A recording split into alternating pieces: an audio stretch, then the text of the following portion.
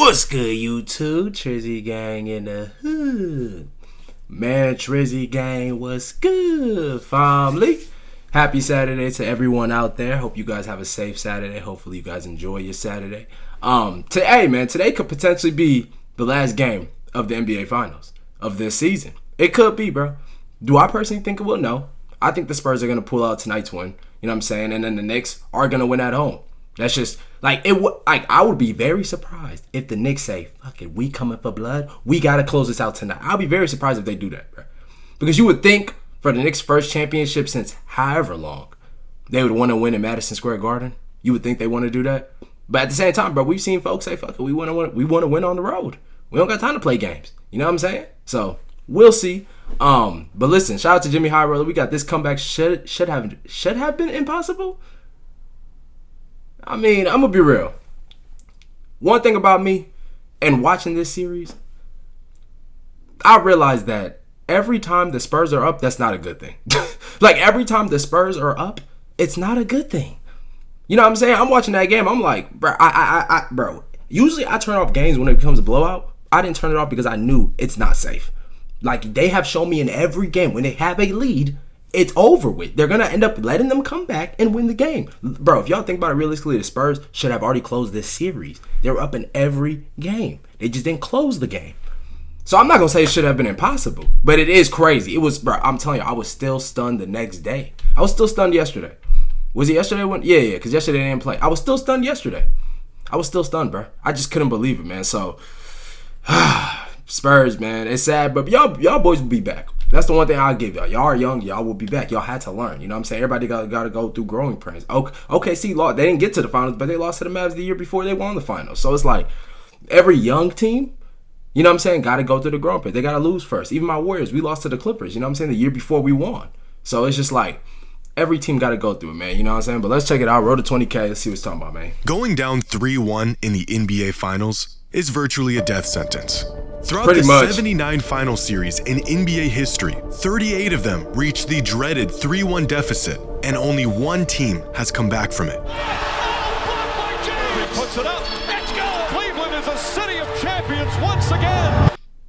And with that being the case, it was imperative that the San Antonio... That's the one thing I'm hating about this 3-1 lead right now with the Knicks and the Spurs, man. All I'm hearing is it's taking me back, bro. It's giving me PTSD, bro. Because why are we taking me back to my team, bro? Like, can we stop, bro? Spurs won Game 4 on Wednesday night in Madison Square Garden to prevent going down 3-1 in the series and give themselves a real chance to win an NBA title. And that's exactly what they were on track to doing. Through the first half of Game 4, Victor Wembanyama and the Spurs put together arguably their best half of the entire season. Record-breaking efficiency, stifling defense, and a first half of basketball so dominant that it earned them the third largest lead going into the half in the history of the finals. 76-49, a 27-point chasm separating them. That is crazy. They lost this game, bro. An impossibly large deficit for the Knicks to overcome. In fact, the largest comeback ever achieved in the finals was 24 points. So, barring literally the worst half of basketball in the history of the finals, the Spurs were all but guaranteed to tie up the series going back into San Antonio with the wins at their back and all the momentum leading into Game 5. What transpired over the next 24 minutes of game time was literally the worst half of basketball in the history of the finals. It's gone! It's gone! It's gone! With 1.2 remaining, Knicks take the lead. Bedlam here at the Garden. They can't coming out now. The buyer inscription. W skip.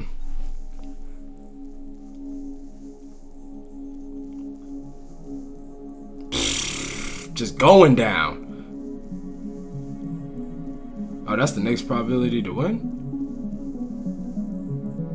What you are looking at is a graph of the live win probability from Game 4 of the NBA Finals according to Inpredictable.com. The San Antonio Spurs played so well in the first half that by the end of the first quarter, the Knicks' win probability was already just 17.6%. By halftime, they should have not won that game, bro. Probability Straight up fell to just 1.5%. And with about 9 minutes left in the fourth quarter, their probability of winning this game was just 1%.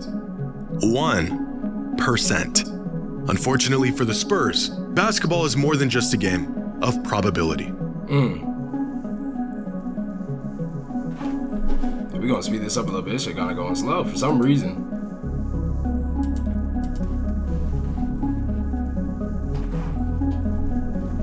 Hey, that speed up sound kinda go crazy. Is a visual representation of the greatest comeback in the history of the finals, and quite possibly the history of the NBA. Because what the Knicks did on Wednesday night wasn't just improbable, it should have been impossible. How in the world did the Knicks pull this off? Well, you have to see it to believe it. We were all sitting there just silent watching them come back. I know you guys were. I was. The first signs of a catastrophic meltdown by the Spurs all started right about here. With just under 9 minutes left in the third quarter, down 27, Josh Hart brings the ball down the court and feeds OG Anunoby for an easy dunk. The Knicks started getting easy with for a them. tangible sense of urgency considering their circumstance. The Spurs rebuttal. Right now. Chucking threes. It's coming back with a little more fight. A contested 25-footer 4 seconds into the shot clock. Tim Legler was on the call, and his commentary on this possession could not have been more spot on. And right now, Mike Brown doesn't mind those quick threes by the Spurs. Even if they go in, you want to speed this game up to give your team more possessions. Just moments later, Jalen Brunson hits a three, putting the Knicks on a 7-0 scoring run while Taylor Swift cosplays as an actual Knicks fan. Spurs Facts, like, bro, she is not, like, where is she, where does she reside at, bro? Like, okay, forget where she lives at currently. Bro, where was she born? Like, how are you a Kansas City Chiefs fan? You a Browns fan? And now you a Knicks fan? What are you doing? Pick a side, bro. Plan still intact, for now. Just a couple possessions later, after a miss from Brunson, the Spurs come down and get into a two-man game with Wemby setting a screen for De'Aaron Fox. Wemby pops out, and Fox passes the ball to absolutely no one. Knicks ball, we're going the other way. Fortunately for San Antonio, the Knicks do not convert on this possession, so the Spurs have a chance to come down and extend their lead back up to 25. With another deep, wildly contested three-pointer that, of course, doesn't fall. Just the Knicks, chucking. on the other hand, come down, move the ball around until they find OG in the corner for this open look. Agua. The lead now down to 19. Can't Knicks leave on him a 10-0 open. run. At this point, one can only assume the Spurs will probably stop shooting early shot clock threes and really get into their half-court offense, right? Points, Brunson with 22. They've got 44. Agua wearing Skechers? Johnson wide open. Can't hit. Right. Well, at least on the next possession, the Spurs do a better job at getting into something that resembles a coherent offensive set. Fox step back three. It's another highly contested step back. Like, it don't even make sense, bro. What's worse than another missed three? Cornette checks in. Hart tries a three. Giving up another three on the other end just 27 seconds later. The Knicks now on a 13-0 run. Eventually, the Spurs got back on track and maintained their lead over the next 6 minutes, slowly working down the clock and holding off the Knicks, which in and of itself was a miracle considering how poorly they were playing. Throughout the third quarter, the Spurs attempted 20 shots. They hit 4 of them. In fact, they had more turnovers than they did made shots in the quarter. Jeez. At the start of the quarter, the Spurs had a 27-point lead. By the end of it, their lead was just 15. But that was some of the worst basketball the Spurs had played all season, especially considering the first half they just put up. It would take an unprecedented, horrific collapse to follow up that third quarter. And it's stuff like this that makes you realize they're not gonna win 3 in a row. I seen Wemby's, like, not post game, but like interview yesterday or whatever, talking about everyone knows we can do it. Everyone knows you can do what? Everyone knows you can do what, bro? I'm not gonna lie, bro. You sold 3 games in a row. 4 games in a row, I should say. My bad. You sold 4 games in a row. No one thinks you can do anything. And I'm not even hating on you. I gotta be real with you, bro. Who the hell thinks you can do anything? Come on, bro. Even worse, fourth quarter. Cornette checks in. Hart tries a three. Hart hits a three. Suddenly it's cut to 16. That's 13 straight points. Alvarado tries a three. Rolls around and drops in. It was something about that rim, though, bro. It's something about that rim. Because I'm not going to lie. The fact that Wemby and the Spurs were making everything on this rim, and then obviously, you know what I'm saying, that it was halftime, they switched, and then the Knicks started making everything, something was up with this rim. Maybe there was a lot of celebs sitting on this side of the court. I don't know. It's good. Alvarado and Brunson. Anunoby, three-pointer's good. 6 3-pointers for Anunoby. You ever watch a game and see some stuff that can only be attributed to what feels like fate? Despite the adjustments, despite the attention to detail or the effort, it just seems like there's an outcome that is destined to happen. This was one of those games. After having one of the greatest offensive halves in playoff history, regardless of the looks the Spurs got, they struggled to get them to fall. And regardless of the looks the Knicks got, they couldn't seem to miss. And after another run from the Knicks, the Spurs lead is now cut to just 11 points. Now, some of this can be attributed to experience. Some of it can be attributed to focus and sticking to a game plan. And some of it is sheer luck. But when you're witnessing a professional basketball player doing a balancing act, this was crazy. In the midst of a historic comeback before heaving the ball to the opposing team, one may begin begin to believe there's a greater force at work here. I am sitting at home on the other side of the country, and I can physically feel the Knicks momentum from my couch. Facts! Down the You court, can the Knicks feel got the it. ball to Cat in the corner, but he's got Wemby on him, the defensive player of the year, one of the best defenders of all time. Surely, he doesn't just go right at him and get another bucket here. Towns fakes, drives on Wemby, goes inside, stops, flips it up, shot is good. Of course he does. The lead, now just 9 points. Madison Square Garden is in mass hysteria. With a chance to swing the game back in their favor, the Spurs come back down the court. And considering their circumstance and what has occurred over the last 18 minutes, do you think they A, work the ball around until they get a good look, B, feed the ball to their 7'5" alien superstar rolling to the basket, or C, do the exact same thing that got him into this mess and take another early three-pointer? Chipping away, Fox picks up his dribble. Champagnie can't get it. If you said option C, you are correct. But look, the Spurs forced a turnover on the other end. They've got another chance to build this lead back up on the fast break. Any guesses as to what they will do on this crucial, potentially momentum-swinging possession?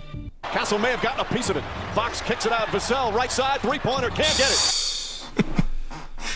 You can't make it up. Down on the other end, Jalen Brunson works his magic and makes a tough layup off the glass to shrink the Bro, lead. and it's so confusing because OKC was a harder team to get to the rim, get to the rim. I don't know, maybe I'm tweaking because obviously yes, the Knicks got bigger like wings and stuff like that, but like OKC, it's hard to get to the rim against them, bro. They're more athletic than the Knicks. The Knicks are more stronger, but the OKC was more like athletic. You got Chet at the rim, you got Hart at the rim, you got Caruso. Bro, pretty much their whole starting five can block your layup, block your shot. Everybody can block something. You know what I'm saying? So it's a little confusing why like the Spurs were forcing so many, or why they have been forcing so many threes in this series, bro. So many threes. I mean, outside of OG Anunoby and Cat, nobody else is really blocking nothing on this team. Or the starting five, I should say. So it's just 7. The Knicks are now on a 17-4 run against the youngest, most inexperienced finals team in league history. Now would probably be a good time to call a timeout. Fox searching. Yeah, Mitch, I'm not gonna lie, bro. Not calling no timeouts, bro. Tips it out of bounds. Nick Ball. Or not. The Knicks come back down the other way and immediately set a screen for Brunson. Why is Wemby guarding a 6'0" Jose Alvarado 20 feet away from the basket? I don't know, but after the switch, he's now on Brunson. But now he's dropping back to play strong side help with Champagnie in the corner. The Knicks swing the ball to the other wing, and there's Wemby right on time to help. And guarding Knicks not even looking at each other. But wait. They're not calling out nothing, like. Who is supposed to be in the opposite corner? Which means someone's open. Off the bounce. Corner three, Anunoby. Bang! 4-point game. Timeout, San Antonio. One possession game. Mitch Johnson realizes he has the autonomy to call a timeout. Larry David is losing his mind, and the world is ending. Or at least it feels like it is, if you're a Spurs fan. But there's still hope. After trading a few buckets, the Spurs maintain their 4-point lead until there's about 2:20 left on the clock, and Jalen Brunson hit this three over Wemby. Yeah, bro, this is cold. This is cold. Clock at 5. Brunson fires cold. for three. That's cold. Cold-blooded. This building is shaking right now. You ever see a dagger that wasn't a game winner or a go-ahead bucket? Well, you just did, because it is now just a 1-point game, and the Spurs are in a state of shock. How do I know this? Because on the very next possession, De'Aaron Fox, the team veteran, a starting point it's guard rocking in there, NBA bro. Finals, did this. Now Karl-Anthony Towns. Fox throws it away. After 2 quarters of some of the most appalling basketball you've ever seen, this should have been the nail in the coffin for the Spurs and their hopes of winning this game. Josh Hart ahead of the pack, lays it up. Lost. Oh, he missed the layup. But it wasn't. Miraculously, Josh Hart missed this wide-open layup that would have put the Knicks up by 1. And despite their best efforts to lose it, the Spurs still have the lead. And on the very next possession, Wemby gets fouled and sent to the line to shoot 2 free throws. Missed both of them. Wemby is an excellent free throw shooter with a career playoff free throw percentage of 85%. He's also the future face of the NBA in a potential legacy-defining moment of his career. Under most circumstances, this trip to I can't believe the nigga missed it. I ain't gonna lie. Points. But this is far from most circumstances. Like, this nigga missed both? Both is crazy, bro. Creating those footsteps behind him. Nigga, you are 7 foot. You missed both free throws? You damn near taller than the rim. Missed them both. 0 for 2. The lead, still just 1 point. Or at least, it was. It's 6. Castle on him now. Brunson, stutter dribble. Drives inside. Goes up, floaters up. It's good! The Knicks take the lead with 1:22 remaining. Brunson is tough, bro. For the first time throughout this entire game, the Knicks take the lead with just over a minute left on the clock. If this game ended right here, what you just witnessed is already the most improbable, most unbelievable sequence of events in the history of the finals. But somehow, despite there being just a minute 22 left on the clock, this game is far from over. Thanks to a pair of free throws from Stephon Castle, the Spurs regain a 1-point lead with just 30 seconds left on the clock. And on the very next possession, this happens. Kicks it out in the corner. Brunson gets it back. Brunson on the drive. The floater's up. Shot. Rebound deflected. In the backcourt. Fox has a chance to get. Pause it. NBA players are the best basketball players on the planet. In spite of this, they still often make mistakes. And in the finals, these mistakes tend to live on in infamy. For every great, career-defining playoff moment, there are equally as many infamous blunders that stick with a player long after they retire. What you're about to witness is one of those mistakes. Yeah, it's gonna stick with Fox forever, bro. The only way this doesn't stick with Fox is if the Spurs legit come back down 3-1. And in Game 7, Fox has a legacy game and wins them the series. That's the only way this will not be on his resume for the rest of his career. Other than that, this is on you, bro. And you're never going to be able to get rid of it. Just ask JR, bro. He still gets talked. He still gets talked about that, bro. You know what I'm saying? Like, 9 seconds remaining. 6 seconds remaining. And Mike Brown, where they call a foul. With less than 14 seconds, that should have been backcourt too, by the way. Up by 1 with possession of the ball. De'Aaron Fox could have wasted time off the clock and forced the Knicks to foul. He could have called a timeout. He could have cleared it out and passed it to a teammate. Bro, you seen Instead, OG. He went up for a layup and got blocked. Yo. Because I seen somebody in the comments tell me, nah, OG blocked it initially, but then his impact on him is what made it look like he didn't block, like he didn't foul him or anything. I ain't gonna lie. On that slow-mo, that was not no block. That was all wrist. Yo, peep this. Peep this. Instead, peep this. I mean, it from here, it looks like his fingers are on the ball. It looks like it. But that is a foul. This is a foul. This don't look like...